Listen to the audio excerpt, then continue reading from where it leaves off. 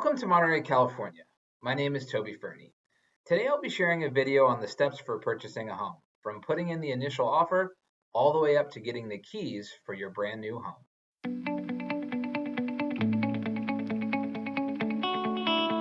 I'll be talking about the process here in Monterey, so please keep in mind that this may be slightly different depending on where you live. I often equate the idea of purchasing a home to that of running a hurdle race. It really is like a race in the fact that everything happens very quickly, and you'll want to make sure that you're able to clear each hurdle along the way from the beginning all the way up until the end when you're moving into your home. Be sure to work with a realtor who can help guide you through each of these different steps and let you know about which hurdle is coming up next and what you need to do to make it across the finish line at the end.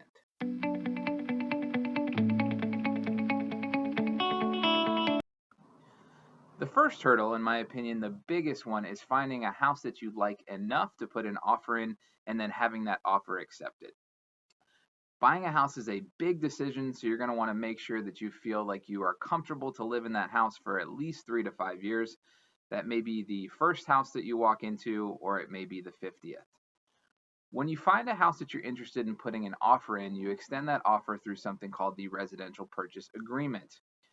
There are many negotiables in the residential purchase agreement, such as the offer amount that you're offering, the amount that you're going to put down for a down payment, the type of loan that you're going to get. I did a previous video on the different types of loans, so you may want to check that out, as it could help you figure out which type of loan you'll be requiring.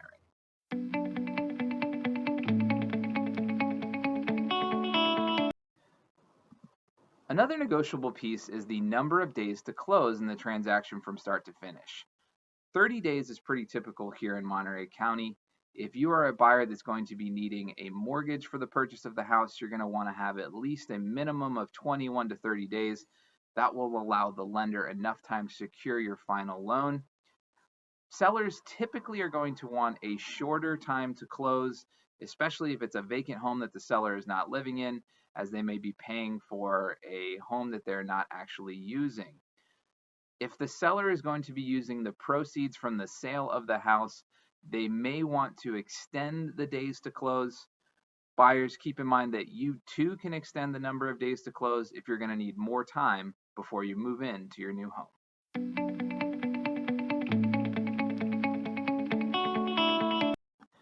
How do you know what is a good amount to offer in your purchase price?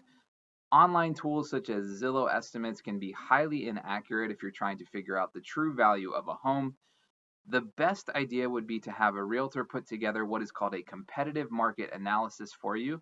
That is when your realtor looks at recently sold homes, compares it to the home that you are looking at, and helps you figure out what is a realistic and competitive purchase price that you could put in that will give you a chance of having your offer accepted.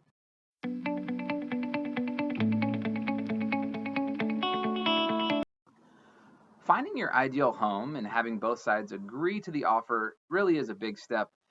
Everything is not over at that point. At this point, you're going to be moving into the second hurdle of the contract process, in which you're going to be doing your physical inspections. You're going to want to have a professional home inspector come in and take a look at the quality of the house, see if there are any underlying issues that you may have not have noticed when you were looking through the house. I always recommend at a minimum having a general home inspection done, and here in Monterey County, termites and pests are very typical to the area, so I always recommend having a termite inspection done too. After the home inspection and the termite inspection is done, you're going to have a general picture of the quality of the house, what condition is it in. The home inspector may recommend at that point that you have another inspection done from a specialist, such as the electrical, plumbing, the foundation, or the roof.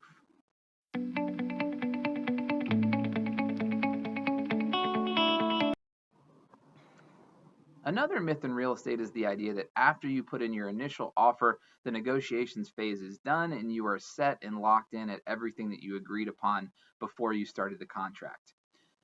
The physical inspections time is also another time that you can come back and negotiate.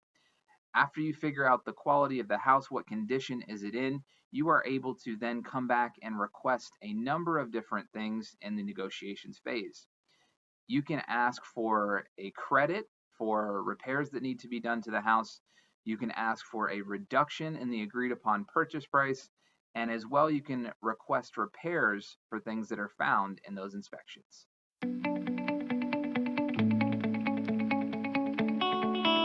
It typically makes sense for a buyer to request health and safety issues to be repaired.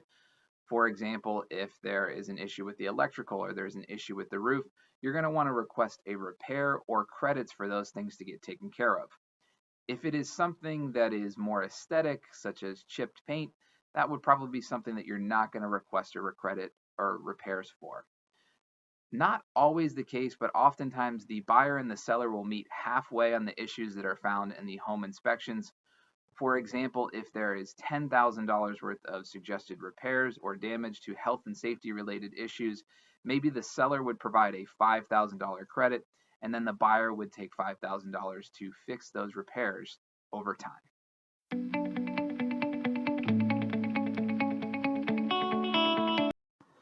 The third and fourth hurdles are done on the lending side. If you are a buyer who is going to be getting a mortgage for your home, the lender is going to have to set up what is called an appraisal.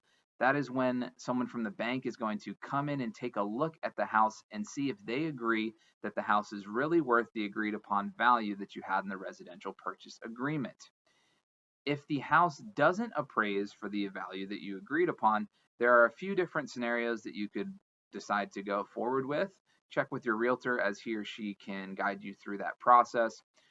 If the home appraises for less than the agreed upon value, so for example, if you had agreed upon a $500,000 purchase price, but the home only appraises for $490,000, the seller may need to reduce the price of the house to $490,000.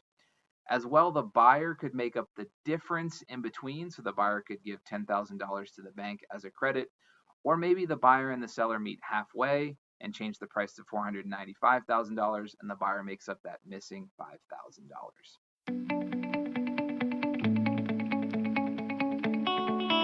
A quick review for your 4 hurdles. Number 1 is you need to find a house that you like and put in an offer that is accepted. The second one is doing those physical contingencies in which you are getting inspections done for the house, making sure that everything is in the condition that you thought it was when you bought it, requesting repairs or credits, or for there to be a reduction in the purchase price. The third and fourth steps are only done if you're going to be needing a loan on the purchase of the home.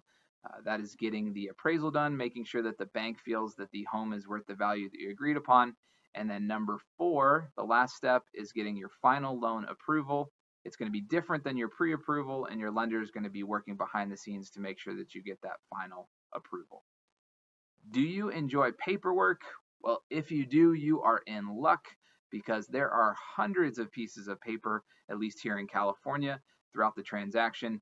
Every step along the way, there is going to be paperwork that comes to you. Thankfully, we can do the majority of the paperwork digitally nowadays, save those trees. For your paperwork, they are going to be time sensitive, so you're going to want to make sure that your realtor goes over the paperwork, explains everything to you, make sure that you understand what you're signing before you sign it, and get those things back in time so everything can keep moving forward.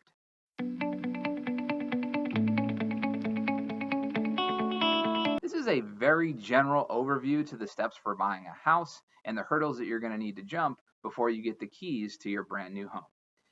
If you would like further explanation, or you have any questions or future topics that you would like me to discuss in another video, feel free to send me a message or an email at Toby.Fernie@gmail.com. Please subscribe and share with anybody who you think may find this information useful. Stay tuned for more content in my next video. Best wishes, and be well.